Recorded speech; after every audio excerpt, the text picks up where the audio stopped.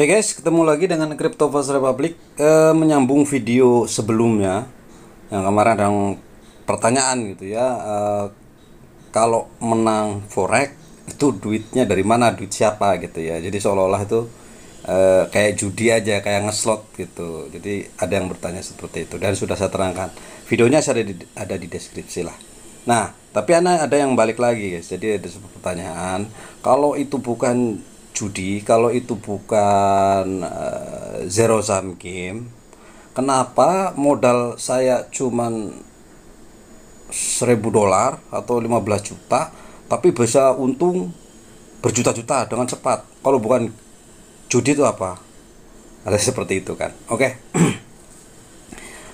Itu pertanyaan ya biasalah gitu ya, karena ini. Tapi saya akan coba jelaskan sederhana saja supaya mudah dipahami.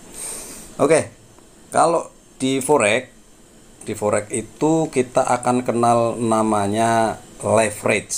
Makanya harus dipelajari kan di situ, guys.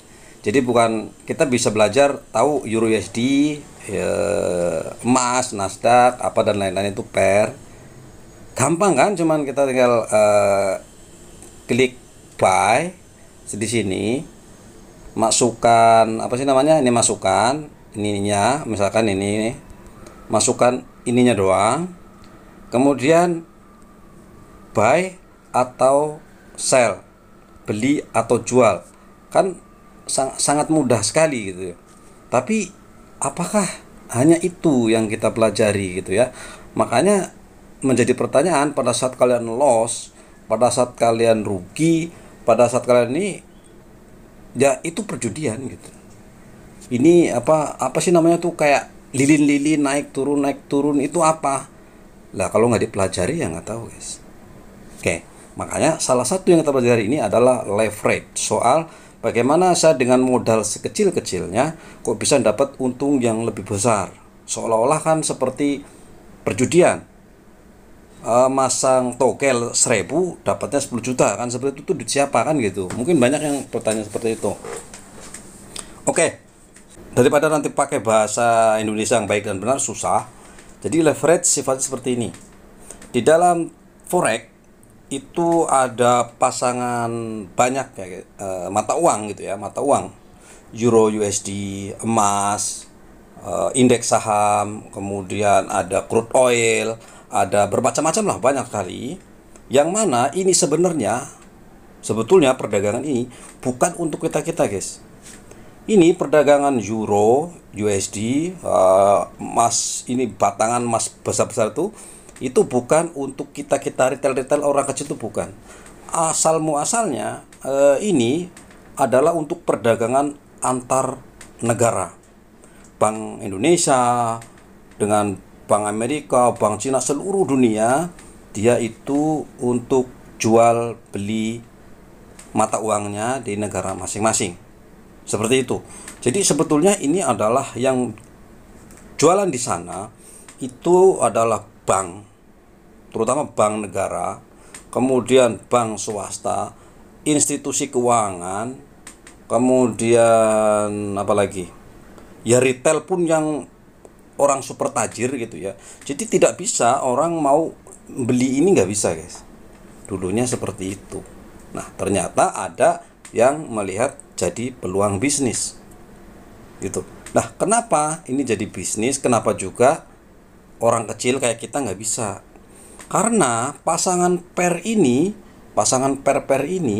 itu dijual per 100.000 US dollar rate-nya.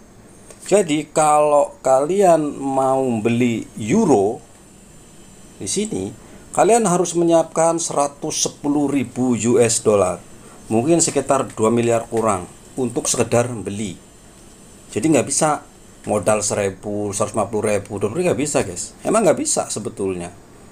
Emas itu dijual per lot. Satu lot itu adalah 100. Sementara ini harga ini adalah harga 1 troy ounce, bukan gram ya. Ini 1 troy ounce yang ini. 1 troy ounce itu seharga 1.970. Mungkin sekitar berapa tuh? Ya 30 jutaan kali ya. Coba kalau kalikan 15.000, itu 1 troy ounce adalah 31,1 gram. Artinya sekali kita beli klik satu lot untuk emas, ini saya ambil contoh. Di sini kita klik di sini. Satu ini, angka 1 lot ini. Untuk membeli 1 lot, kalian harus punya modal 1970 dikalikan 100, sekitar 197.000 US dollar. Kalau kalian coba kalikan 15.000, ya mungkin 2,9 miliar seperti itu. Apakah kalian sanggup untuk membeli ini? Nggak ada yang sanggup, kecuali orang tajir, kecuali bank, kecuali negara, kecuali institusi keuangan, kecuali apa ya, pokoknya sultan lah yang bisa beli, termasuk pasangan juga mata uang itu tadi. Nah, karena di situ ada begitu mahal, bagaimana dengan orang-orang retail kecil yang punya uang 5 juta, 1 juta, 10 juta, apa nggak bisa? Nah, bisa, hari ini bisa. Makanya disebut di situ ada perdagangan leverage atau daya ungkit. Bisa kali satu tuh berarti kalian modalnya harus sebesar tadi, kali 1. Kali 2 berarti dipinjemin 2 separohnya, dikali 5, dikali sampai kali 2.000 juga ada guys. Broker yang menyediakan kali 2.000. Artinya apa? Untuk membeli 3 kg emas, kalian nggak perlu modal banyak-banyak gitu. Nah, jadi yang modalin siapa? Yang modalin adalah broker, bukan yang punya aplikasi. Di belakang dia ada broker dengan institusi keuangan yang memang berbisnis di bidang itu, maka dia menyediakan uang itu untuk dipinjamkan oleh kita. Nah, tapi bagaimana saya minjam, bong, modal saya 1 juta kok dipinjamin bermiliar-miliar? Bagaimana ceritanya? Oke, anggap saja kita sederhanakan. Kalau kita mikir secara mumet lagi, Anda mau bisnis apa ya, jeruk deh, seperti video sebelumnya kita jeruk. Di petani harga jeruk 15.000 per kilo, tapi kok saya nggak punya duit ya. Anda mau bisnis jeruk, mau buat beli, nggak punya modalnya, cuman punya 5.000 atau punya 2.000 lah gitu ya. Oke, Anda ngomong ke saya, bisa nggak, punya duit nggak, pinjemin saya uang untuk modal bisnis jeruk, harganya 15.000, cuman saya punya duit 2.000. Oke, baik, saya pinjamkan uang 13.000 lah, karena Anda punya 2.000, saya pinjamkan 13.000. Tapi nggak turun 13.000 ya, saya langsung potong fee-nya loh, langsung potong sedikit duit. Nah, itulah prinsipnya. Pada saat kita beli ini, klik broker tuh langsung, kita mau rugi mau apa dia nggak mau tahu. Pokoknya misalkan utang 13.000, sudah otomatis dipotong admin plus admin, berarti 13.100 misalkan. 100-nya langsung diambil tweet untuk saya sebagai ya namanya minjemin duit gitu kan, kapitalisme gitu ya. Emang seperti itu, emang begitu. Nah, dari situ kemudian Anda bisa berdagang di pasar dengan membawa jeruk 1 kilo. Kalian jajakan di pasar, kalian open book, kalian letakkan bandrol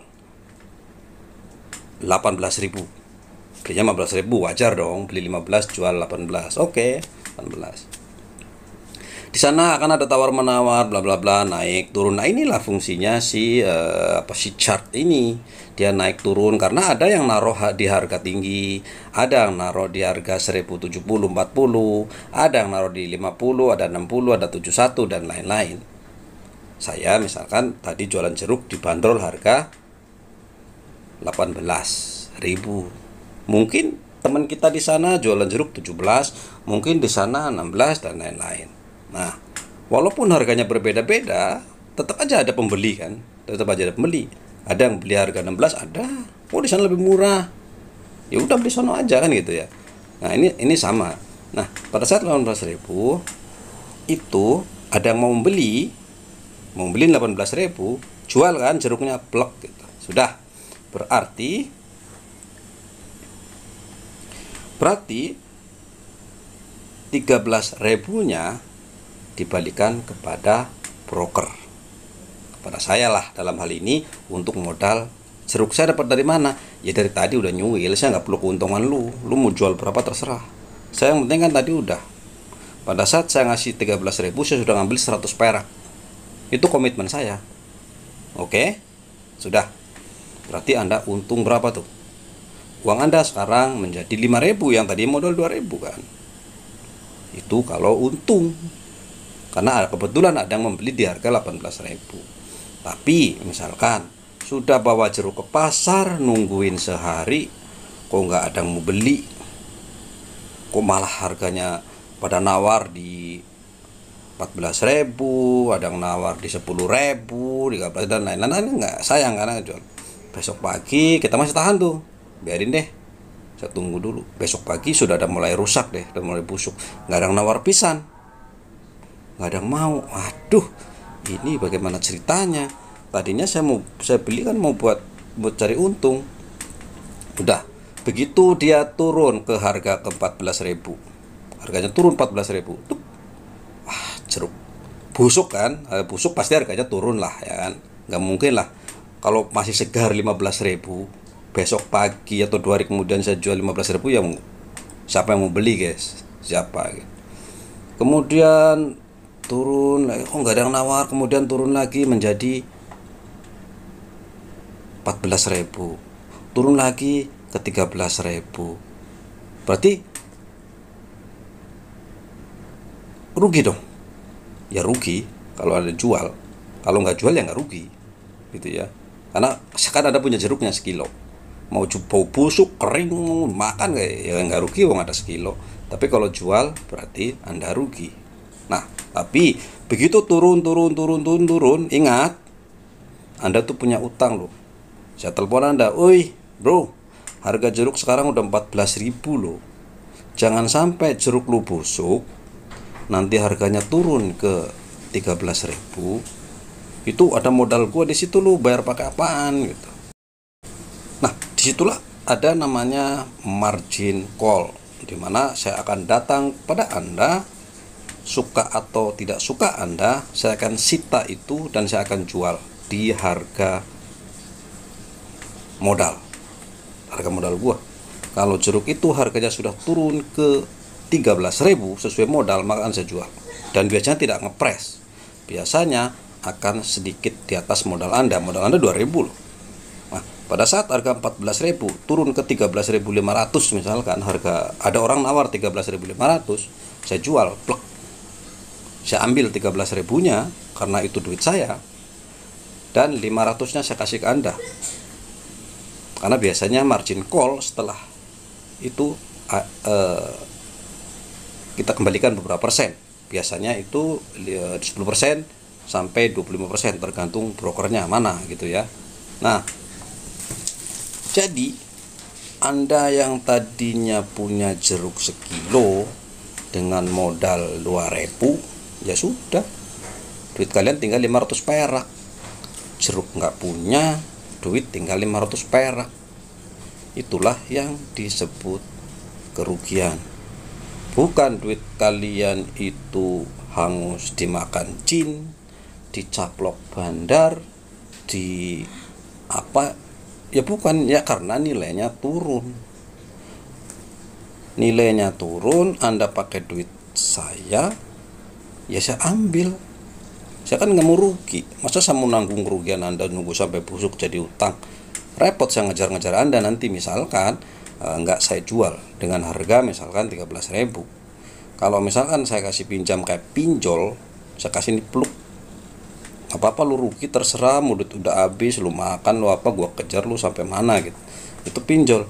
Dalam dunia forex, bandar itu sudah tahu, pokoknya gua pinjamin uang, barang ini nggak busuk, barang ini pasti laku karena yang beli adalah bank, atau bank sentral negara, kemudian seluruh dunia. Makanya kalau ada dia akan dengan mudah menjual tanpa nunggu rontok dulu, nggak perlu, pasti kejual dari margin call secara otomatis.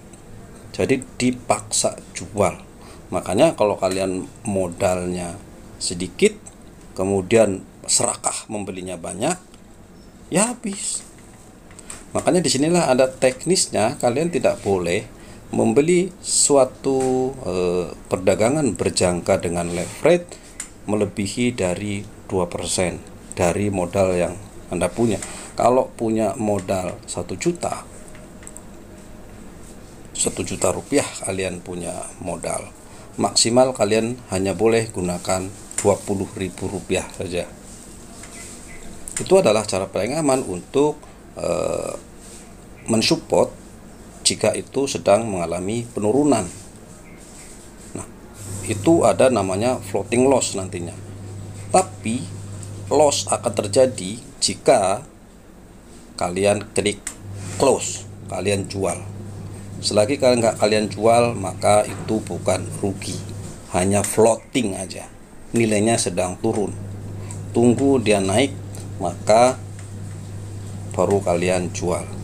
Atau kalian jika nggak sabar, tentu saja namanya berdagang, hari ini untung, hari besok pengen hari ini lagi rugi, besok untung. Kalau nggak masalah ya nggak apa-apa.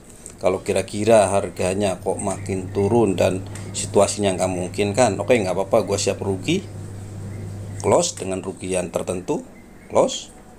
Nanti kita ngelihat pasar lagi, besok kita untung lagi. Berdagang kan seperti itu, tidak selamanya untung. Dagang fisik pun nggak iya. Jualan jeruk memang selalu untung, nggak juga. Kalau busuk nggak laku, rugi juga gitu. Sama di sini juga ada sistem seperti itu. Kalau kita nunggu floating terlalu bawah, kemudian kita nunggu naik, kan pasar kita tidak tahu. Apakah pasarnya rame, apakah pasarnya sepi, kita nggak tahu. Karena itu melibatkan seluruh negara di dunia. Presiden Amerika ngomong A, B, C, D, punya kebijakan, itu berpengaruh terhadap hal ini gitu ya. Jadi segitu rumitnya sebetulnya kalau kita ngorek-ngorek perdagangan ini sampai jauh, karena ini sebetulnya bukan buat kita. Ini adalah perdagangan dunia antar negara, perdagangan institusi besar. Jadi kelihatannya seperti suatu ada yang mencamplok kita gitu ya. Ada yang mencaplok kita, ada yang memanipulasi, ada yang nggak ada. Karena ini dagangannya kan seluruh dunia, seluruh bank, seluruh institusi di dunia, ya ini patokannya. Jadi sinyal-sinyal ini memang sinyal naik turun harganya. Cuman setiap broker punya liquidity pool sendiri. Misalkan kalian mau bikin tokonya, ya kan harus punya modal kan. Kalau ada orang mau jual dolar, ya kan harus modalin gitu. Ada yang mau beli, kan kita harus bisa ngasih dolarnya kan, kita harus punya modal. Jadi harus punya modal untuk membuat sebuah toko. Nah, toko itu rame atau tidak, makanya itu tergantung. Jadi kalau tokonya yang bagus, perusahaannya bagus, itu liquidity poolnya tidak terbatas. Jadi memang pasarnya sangat besar sekali. Jadi biasanya kerjasama dengan perusahaan yang sangat bonafit, yang duitnya yang tidak terbatas lah, seperti itu. Makanya perdagangan forex ini perdagangan yang berisiko sangat tinggi buat sebagian kita yang memang tidak mencoba mempelajari sistemnya. Ya seperti itu.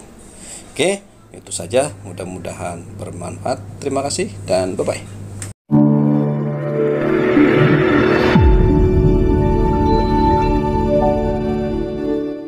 Disclaimer, semua video bersifat edukasi, dilarang mengikuti segala kegiatan mengatasnamakan channel ini. Forex, saham, dan kripto adalah bisnis berisiko tinggi dan bukan tempat mencari kekayaan dengan cepat. Tidak menerima titipan dana atau giveaway atau hadiah atau apapun bentuknya. Berhati-hatilah terhadap penipuan dan manipulasi yang menyerupai perdagangan aset ini.